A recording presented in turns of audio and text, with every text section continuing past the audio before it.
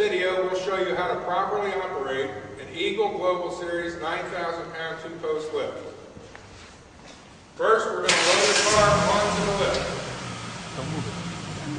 Ideally, you should have someone guide you in if you can.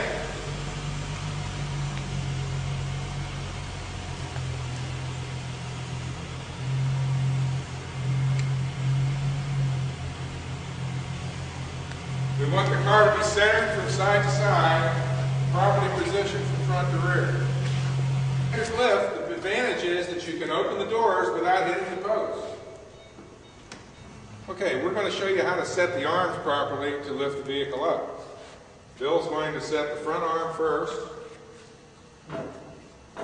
swing it into position, and extend the slider until the pad is directly underneath the proper lifting point. Notice Bill's taking an extension out so that he can raise the pad height up so it can properly contact the frame before the arm will hit the rocker panel of the car. Now Bill will repeat that procedure on the other side of the vehicle. Now we want to raise the lift just until the pad will almost touch the vehicle. And we'll recheck our arm position. Now we continue to raise the vehicle.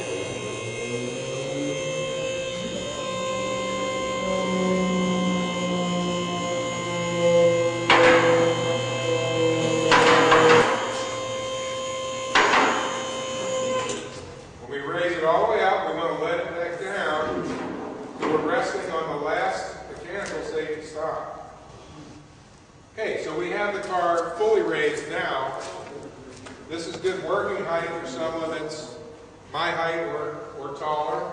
We have 72 inches of lifting height, so you can see that I can easily work underneath the vehicle. Now, if you're going to remove any major components, you should use jack stands, which Eagle does sell, that you can support underneath the axles, front or rear.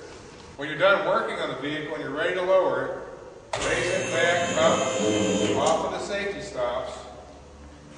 Pull your safety release cable underneath each carriage.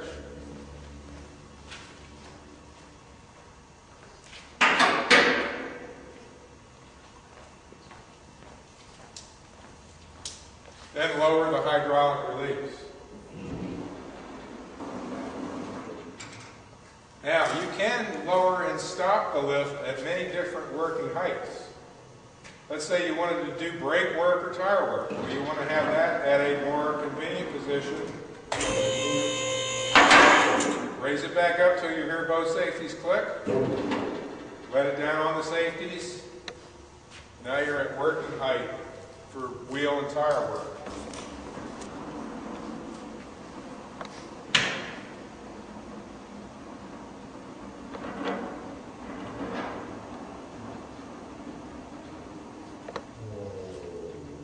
When lifts are new, they will be tight. When we get to the maintenance portion of our video, we'll show you how to properly lubricate the lift.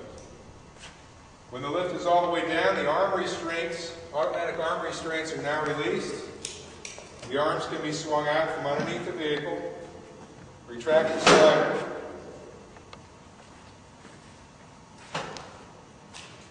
Notice that both arms store to the rear on an asymmetric lift.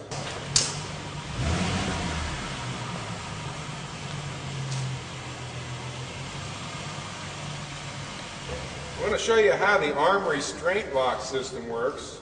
As you raise the lift, notice there is a gear on the arm and a gear on the carriage. These are spring loaded, so when you raise the lift up, that gear automatically engages the gear on the arm, which prevents that arm from traveling horizontally. When you lower the lift, the rod automatically disengages with the arm to allow the arms to swing freely. Your Eagle Global Series lift comes with stacking adapters to help you to get the pads to the right height for each particular vehicle you're lifting. Notice the safety stickers on the lift. Pay attention to all the warnings and all the cautions. These will help you to enjoy and safely operate your Eagle lift. All lifts require periodic maintenance and lubrication. We're going to show you how to properly lubricate the inside corners of the posts. Bill's going to spray white lithium grease on all the areas where the nylon rub blocks would ride up and down inside the column.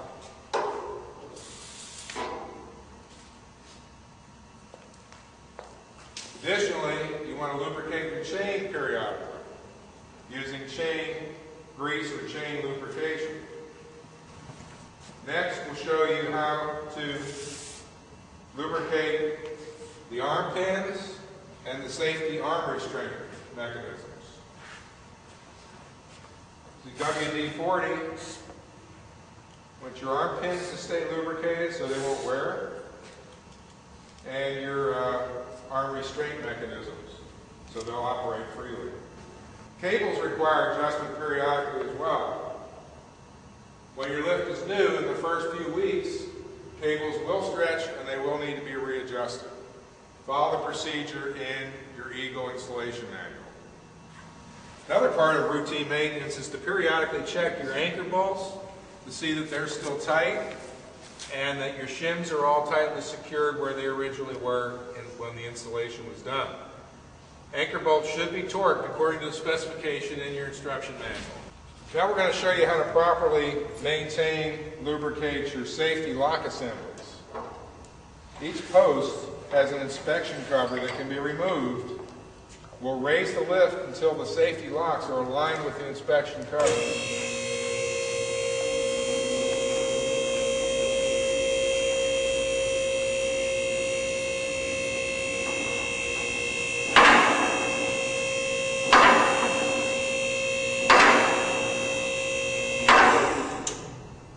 Here we can see the safety latch, and first we saw the spring go up inside the column. Bill will lubricate the latch with WD-40 or white lithium grease. The other thing to notice as you're doing this maintenance is to observe whether or not the safety latches click and sync with each other. Notice they do. If they didn't click and sync with each other, that would tell you you need to adjust your equalization cables until they did click and sync. Again, follow your procedure in your Eagle installation manual.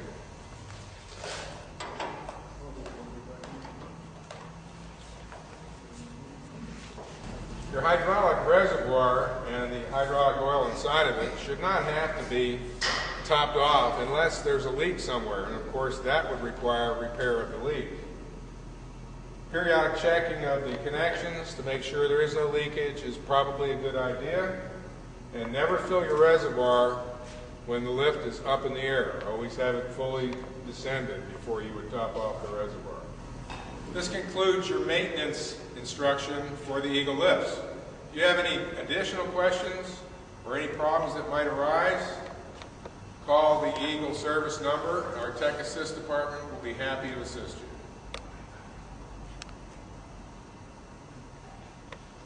Thank you very much. We appreciate your business.